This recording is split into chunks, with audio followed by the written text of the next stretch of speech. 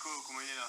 Oui, du coup, on est en cours là, on vient de nettoyer les tapis et on va les poser dans une nouvelle salle Zach Finette. Le Zafia fait 140 mètres carrés, top la salle. Donc ce sera la plus grande salle de Saint-Denis, voire de La Réunion, de Jiu-Jitsu. Et ouais, on inaugure ça lundi. Donc ouais, hésite pas à lui dire, à nous passer un mot. Je sais que le gars est costaud en ce moment, donc pas de soucis. Et puis ça fera du bien. Ça fera du bien à tout le monde. Yes! C'est juste énorme ce qui se passe là. Du coup, la deuxième open mat en 2 jours. Il est 11h presque. Et 11h moins 5. Focus. Je vais aller m'entraîner. Focus. Yes. Je finis mon café. Et on va soulever de la fonte. Ouss! Je retourne cette partie de la vidéo parce que les rushs que j'avais, ça me convenait pas du tout. La question du jour, c'est est-ce que c'est bien ou pas de s'entraîner dans plusieurs académies différentes? Parce que c'est ce que je fais en ce moment. Ou alors est-ce que c'est mieux de garder la même académie et de progresser dans le même environnement avec les mêmes personnes, etc. En bref, il y a des points positifs et des points négatifs dans les deux cas. Et ça va pas convenir à tout le monde de s'entraîner dans une seule académie et de faire que ça. Et ça va pas convenir à tout le monde de s'entraîner à droite et à gauche sans jamais avoir de points fixes. Et si je dois faire une liste par exemple pour énumérer les points positifs et les points négatifs, dans une seule académie, on peut trouver par exemple des points positifs dans le fait que ce soit une famille et qu'on intègre cette famille-là, du coup dans le côté social, parce qu'il y a aussi ce côté social dans le Jiu-Jitsu, on retrouve aussi des points positifs dans le fait qu'on ait un professeur. Et ça au début du Jiu-Jitsu, quand on commence, c'est important. Pourquoi?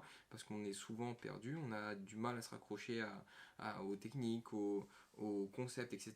Et bien c'est bien des fois d'avoir quelqu'un qui nous prémâche le travail et qui pense à notre place, et nous on n'a qu'à assimiler. Et ça c'est positif pour quelqu'un qui débute le jiu-jitsu, de rattraper le train en marche grâce à l'aide du professeur. Un autre point positif non négligeable qui est en relation indirecte avec le jiu-jitsu, c'est l'organisation. Et le fait d'avoir une seule académie, d'avoir un seul point de repère et aussi d'avoir un seul emploi du temps, ça nous aide à organiser notre journée, notre semaine, etc. Et c'est plus facile, une fois qu'on a pris le pli, de faire copier-coller au fil des jours et des semaines, des mois, etc. Maintenant, en point négatif, ce que je note, c'est généralement 2 gros points négatifs. Le premier point, c'est que souvent dans les académies, le jeu est stéréotypé. Et le deuxième point, c'est qu'on commence à connaître le jeu de nos partenaires. Le premier point, un jeu stéréotypé, parce que généralement, ce qu'on retrouve, c'est que chaque académie a un jeu. Par exemple, telle académie a un jeu plus en Spider Lasso, l'autre académie a plus un jeu en demi-garde, etc. En plus de connaître le jeu de chaque personne, on va aussi développer des réflexes par rapport à chaque individu. Et ça va nous mettre dans une certaine zone de confort et on va arriver à un certain moment où on va stagner. Il n'y aura plus vraiment de progression. Maintenant, pour les personnes qui ont l'habitude de fonctionner plutôt comme des ronins et de voguer de dojo en dojo, on retrouve des points positifs qui sont l'inverse des points négatifs que j'ai précédemment évoqués. Et on retrouve les points négatifs qui sont basiquement les points positifs de l'autre. Mais il y a des trucs à rajouter en plus. Donc dans les points positifs, on peut retrouver par exemple le fait de ne jamais avoir de zone de confort, puisqu'on ne connaît pas le jeu et les réflexes de notre adversaire. Ça nous permet de voir énormément de jeux différents. Et le point négatif principal de ce mode de fonctionnement, c'est de savoir si oui ou non le professeur nous autorise à nous entraîner. Évidemment, il existe des académies dans lesquelles, si on fait partie de cette académie, on ne va pas s'entraîner ailleurs, et il existe des académies dans lesquelles on ne fait pas venir des gens de l'extérieur pour s'entraîner. Un autre point négatif, c'est le fait de ne pas avoir de professeur fixe. Si on n'a pas de professeur fixe, ça veut dire qu'on n'a personne pour analyser notre jiu-jitsu, personne qui connaît réellement notre jiu-jitsu. Ça veut dire aussi que la partie où il va prémâcher le travail pour nous, elle n'existe pas. Du coup, ça va nous demander d'aller chercher des réponses ailleurs, être autodidacte. En fait, ça va demander d'autres capacités. Et c'est à ce moment-là qu'Internet devient intéressant, parce qu'on retrouve énormément d'informations sur Internet, mais il faut être assez critique pour différencier les bonnes informations des mauvaises informations, savoir ce qui est bien ou pas pour nous en fonction de notre jeu. Et après, il y a des points qui touchent au jiu-jitsu, mais qui sont indirects, comme je dis dans l'autre partie. Par exemple, l'aspect social et l'aspect organisation. L'aspect organisation, ça devient plus compliqué parce qu'il va falloir se coordonner avec tel professeur de telle salle à telle heure, en fonction de son emploi du temps, etc. Et dans l'aspect social, effectivement, on pourra rencontrer des gens sympas, on pourra pouvoir se faire des amis, mais on ne fera jamais réellement partie de la famille. Du moins, pas aussi facilement que si on appartenait à ce club même. En conclusion, il n'y a pas vraiment de réponse fixe à cette question. Par contre, il faudra plus s'interroger sur, par exemple, qu'est-ce qui vous pousse à faire du jiu-jitsu, quelles sont vos valeurs, qu'est-ce que vous voulez transmettre, qu'est-ce que vous voulez retirer de ce sport, etc. etc.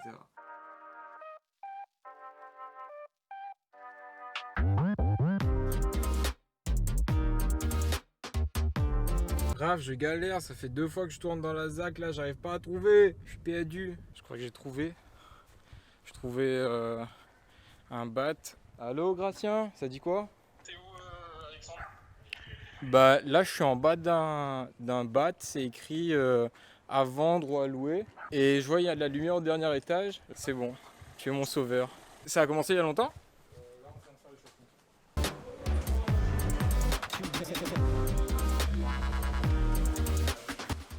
Donc ici, je connais pas tout le monde. Il y a quelques marrons que je connais, mais la majorité des gars, je les connais pas. Du coup, on va voir ce que ça donne. Normalement, ça devrait bien se passer, ça va être cool. Sacrilège, j'ai amené mon kimono, j'ai pas amené ma ceinture. Raph m'a invité. Allez, ça tourne. Slap, bump, let's go. Ok, on commence tous les deux debout, saisie au col. On se teste un peu. Mais assez vite, Raph, il va pouler la garde, installer sa de la riva. Moi, je garde mon contrôle au col et je vais contrôler sa jambe libre. Il va venir placer sa jambe à l'intérieur des miennes. Je tente le knee cut et le leg weave de l'autre côté. Ça marche pas. Je dégrippe en haut. Et je viens m'installer. Je contrôle les deux pantalons alors que Raph va contrôler le haut de mon col. Je vais pas laisser ça longtemps. En fait, si je laisse Raphaël contrôler le haut de mon col, en fait, ça lui donne un contrôle du haut et du bas de mon corps et il peut me sweeper. Du coup, je dégrippe au maximum, je contrôle ses jambes, j'essaie de passer à l'intérieur. Il me laisse pas. Sa jambe qui est à l'intérieur de mes jambes m'empêche de croiser le genou, m'empêche de faire des knee cuts. Du coup, une de mes armes de passage est annulée. J'essaie de dégripper le maximum, encore une fois, tout ce qu'il vient faire en haut, toutes les saisies qu'il vient faire. J'essaie de croiser, j'y arrive pas. C'est normal, sa jambe est toujours en place. Je ne le laisse pas prendre mon appel. Et je joue beaucoup avec ma posture comme Kainan et Leandrolo à la finale des mondiaux de 2019. J'essaye de contrôler, d'enlever son crochet de l'arrivée en contrôlant le bas de son pantalon. Et là je vois qu'il vient saisir ma manche, du coup je baisse mon centre de gravité, je viens saisir son col, je tente de nouveau un knee cut, mais évidemment avec sa jambe à l'intérieur ça pourrait pas marcher. Et là il vient me saisir, fermer sa garde au-dessus de mes genoux. Un peu comme Leandrolo. Et moi j'ai poussé avec mon bras au maximum dans son col pour l'empêcher de revenir vers moi. Parce que s'il revient vers moi, eh ben, il va se mettre debout et il va avoir les 2 points de sweep. Donc au maximum je l'éloigne de moi. Je pousse fort dans mon col, dans son col. Je pousse fort dans son col et je le garde à distance. Je l'empêche de se relever et moi j'essaie de dégager mes jambes, mes pieds. J'essaie de créer des ouvertures en faisant des loop choke. Une deuxième fois. Et en fait, j'essaie de créer une réaction. Voilà, j'arrive à me dégager et je me remets debout. Je tente tout de suite le passage, mais évidemment, Raph est à l'aise et il installe une demi-garde profonde. Je l'empêche de venir sous moi. J'essaie de tout le temps l'avoir dans mon axe. Et là, j'ai déjà grappillé dans mon passage. Mais en fait, il a installé une Keymaster à droite, ce qui m'empêche de faire des knee cuts. Il va tout doucement me ramener dans sa garde. Il travaille bien ses grips. Et là, il a un grip lapel. Il essaie de refermer. Il a un grip lapel, ça de la riva. Et ma manche.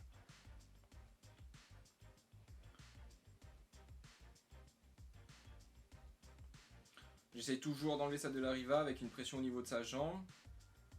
Je défends toujours la de la riva, mais il a 2 contrôles très forts, ma manche et le lapel.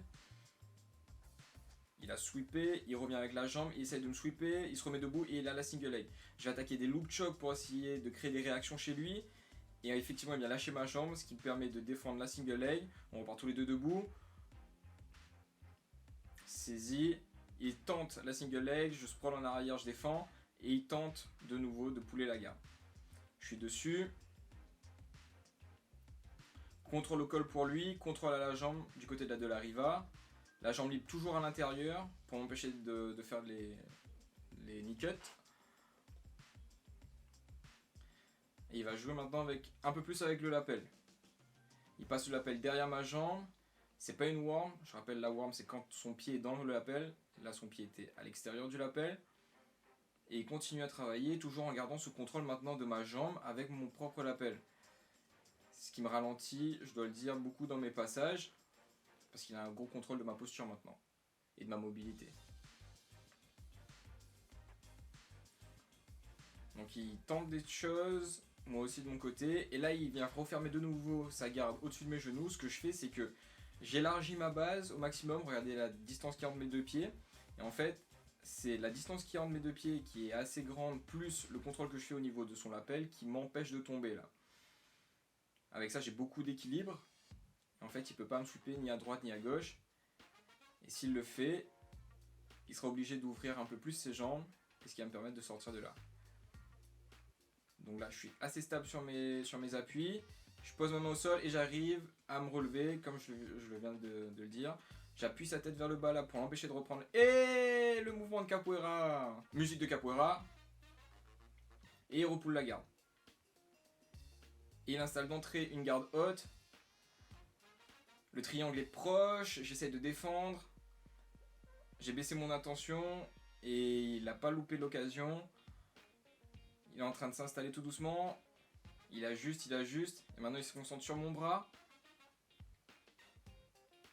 Son but est de travailler mon bras pour pouvoir installer son triangle.